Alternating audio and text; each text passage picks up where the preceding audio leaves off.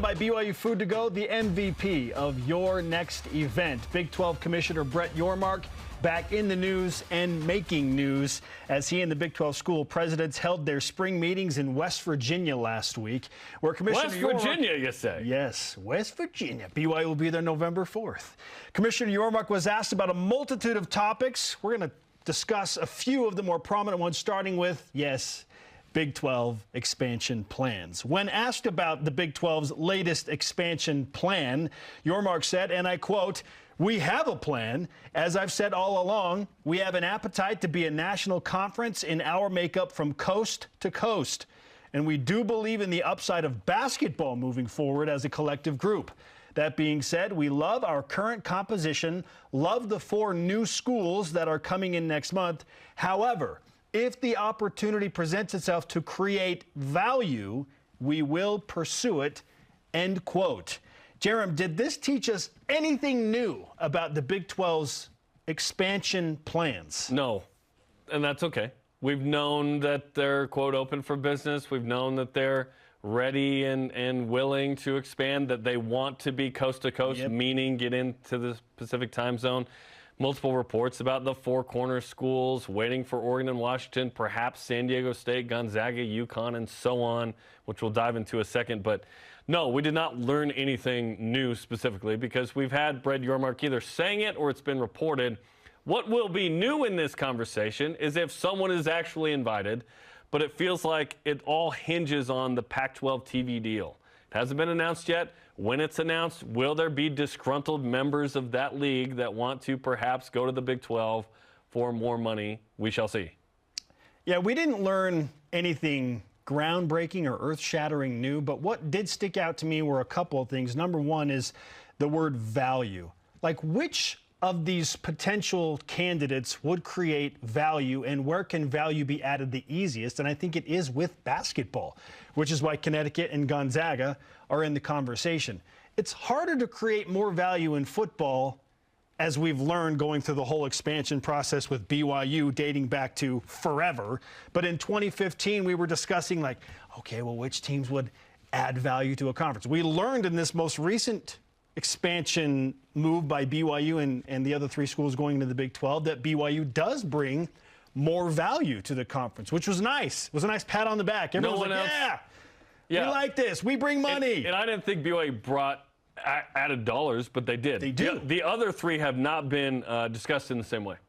So it's just BYU in that regard. So that's like a stroke of the financial ego for all BYU fans and the administration and the university.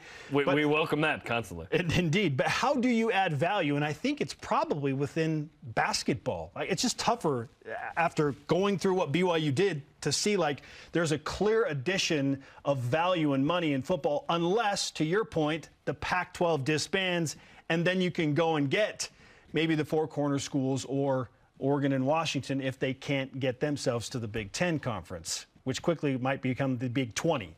Who knows? If the Big 10 wanted them, why wouldn't they just go get them now? That's a good question. Why not right now? Oregon and Washington have no leverage in this conversation. They have to be invited, or they stand put, or they go to the Big 12. Basketball is interesting. Let's get into it. When asked specifically about the possibility of Gonzaga or other schools, a.k.a. UConn, joining as basketball-only members, Yormark reiterated his belief that basketball is undervalued in media rights. Big 12 could potentially decouple basketball, we're talking men's hoops specifically, I think, from football and explore selling those media rights when the deal with the current TV partners, ESPN and Fox, ends in 2031. That from Max Olson's article in The Athletic. Yormark said, "There's a chance, quote, for us to double down as the #1 basketball conference in America, but football's the driver. We all know that," Yormark said. "We are exploring all options and considerations at this point in time." So what role does basketball play in expansion to you? Well, I think that's where Brett Yormark sees the greatest possibility. I think there are teams that are more open in the basketball arena than there are in football because the Pac-12 is still together. But San Diego State's in the Mountain West. Gonzaga's in the West Coast Conference, could leave at a moment's notice. And UConn is an independent in football right now and a member in the Big East, but that feels like it would be easier because there's no football tie for UConn. So I'm looking at, like, all of what I feel like are the most likely expansion candidates right now. Again, this is all hearsay. We're all going off of what we've heard in the media and what these experts are saying, but it feels like basketball programs are the ones that are the most open right now, potentially ready to move. So it feels kind of like basketball is driving the conversation more so than football until we find out what the Pac-12 deal is. So UConn, San Diego State, Gonzaga, even Colorado is interesting.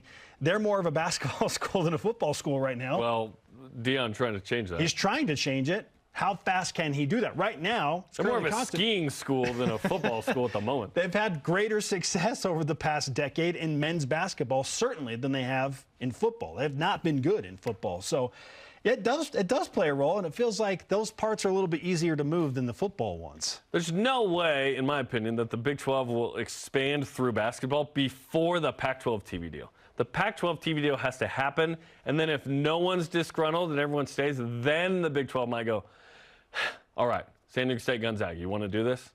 To me, that's the order of things here. But the decoupling is an interesting idea. Brett Yormark, men's basketball's TV deal is such not a big deal that we don't even know the numbers there. Like, what are the numbers in basketball? I don't know. I can't find them anywhere. We know in football it's a big deal because it's a big number. It's not a big number in men's basketball. But what if the Big 12 does add Gonzaga? San Diego State just went to the national title game. Like, good program, obviously, the last couple of years, and we've seen it ourselves in men's hoops. UConn, who obviously is massive in basketball the way they played the last couple of years, and obviously winning the Natty. What if they add those, and before they would go to TV partners and go, okay, if we had this group, and these are the numbers we put up, and here are the titles, and blah, blah, blah, could we get our own men's basketball deal? And now it's better than everybody else's, and it's not football money, but it's adding value. It's just better money than basketball. The rest. I think that Brett Yormark is onto something. I think in men's hoops specifically, in this league that already is number one and hopes to stay number one, and if you add San Diego State, Gonzaga, and UConn, no one touches you, I think, forever in men's basketball. You are the best league with all of those teams. You could add value. And now it's like, okay, Gonzaga's like, yes, competitively, this is not as good because it's harder for us to be a 1 seed. We're going to lose more. But we'll get at more money. And we don't have football, but now we've added something. And you're in the Pacific time zone with 2 teams. You've expanded by 1 more in the East, which is not that big a deal. Travel partner with West Virginia, I guess.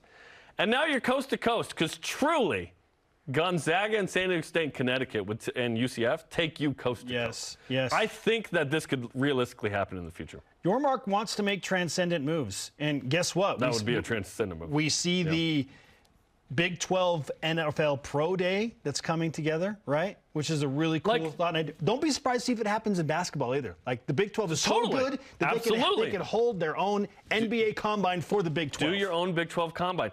When there's an idea and you think, why haven't we done this already? That tells you it's a great idea.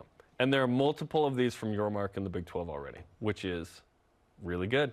He's progressive in that way. Man, I like it. He's a big As a businessman, it's fun to attach to that league. Also, BYU hasn't been in the league. We haven't been like the ones we attached to before. We made fun of the hair of the commissioner. You know what I mean? We like the commission in this league now. Let's go. Commissioner Yormark was asked about the 4 new Big 12 schools, including BYU, and the transition to the Big 12. This is specifically what he had to say about each of those schools' Big 12 readiness. But they're ready to be part of the Big 12. We embrace them for all the right reasons. They've been part of our meetings throughout the year, both coaches' meetings and administrative meetings. So they've ramped up in all the right areas. And I'm just looking forward to having them join us and to be part of this new Big 12. And by they, UCF, Cincinnati, Houston, and BYU. How is BYU specifically more Big 12 ready, to steal a word from Commissioner Yormark, now than the athletic department was the day they were invited in September of 2021? Coaching staff's making more than they were. Still need to continue to increase that. They've added staff behind the scenes that help the team in on the field, off the field, and so on. Facilities in terms of the SAB have been renovated, and they have continued plans to help in that regard. LaVell Edwards Stadium got some additions in terms of some different spots for suites and different companies and signage and whatnot. Obviously, there's still a lot of work to be done. So, and then there's the on-the-field product. Obviously, BYU beefed up with Jay Hill as defensive coordinator. BYU's added 20 transfers, which is more than the previous 3 or 4 years combined. I think there's more depth there. I think BYU's gotten better in terms of its experience on, say, the women's basketball coaching staff with John Wardenberg, and so on and so forth. I think BYU has done a good job of preparing, obviously on the field, but off the field gets you to where on the field you can be better. There's certainly stuff to do in the future, namely facilities like Provo High. What are we doing there? Can BYU get its own football facility? Because right now they don't. They have a multi-purpose facility that that's football where it feels is in. like the need is still the greatest. Yes, that's a big one. They upgraded the locker room a couple of years ago, right? So BYU's making strides in that way. Still work to do, but BYU is ready. I think BYU's emotionally and physically ready as well. It was one thing to get that invite and be like, all right, let's play. And I think BYU played off that high quite a bit in 2021, to be honest. 5-0 versus the Pac-12, a tremendous 10-3 season. Like, that was awesome. I think BYU rode the high of getting invited to the Big 12 with a talented team, NFL draft picks, and so on. But I think BYU's more ready than they were in 2021. Certainly. The transfer portal, we got to be real. Do you think all of the now 20 players that are reportedly coming into BYU, and I say reportedly because we can't mention at least one of the names. So 19 plus. Okay, so 19 plus one that is reportedly on his way to BYU and has been announced but not officially by the university. Do you think all those guys and even girls in the women's sports are coming to BYU if they are not playing in the Big 12? It's been a factor. Okay, so becoming with certain ones, yes. Yes, becoming Big 12 ready means upping the ante and upping your talent level, and BYU is getting some more talent, not surprisingly, being able to play that Big 12 card. The second thing is, I feel like naturally with more excitement by the fans, there's greater support, which brings in greater money, and now there's a Royal Blue Collective, and BYU's got their boosters working 24/7 it feels to bring in more NIL money so that they can become a more attractive place to lure greater talent. So BYU feels like they're in a better place now with recruiting and boosters and support than they certainly were in September of 2021. 100%. Yormark also announced the Big 12 will distribute an estimated $44 million per school to its members in the fiscal year of 22-23, a record for the conference. BYU certainly reportedly is going to get 40 to 50% of that number. And again, that's not just TV money, that's everything. That's Big 12 championships in basketball and football, and that's the NCAA tournament units in hoops and so on and so forth.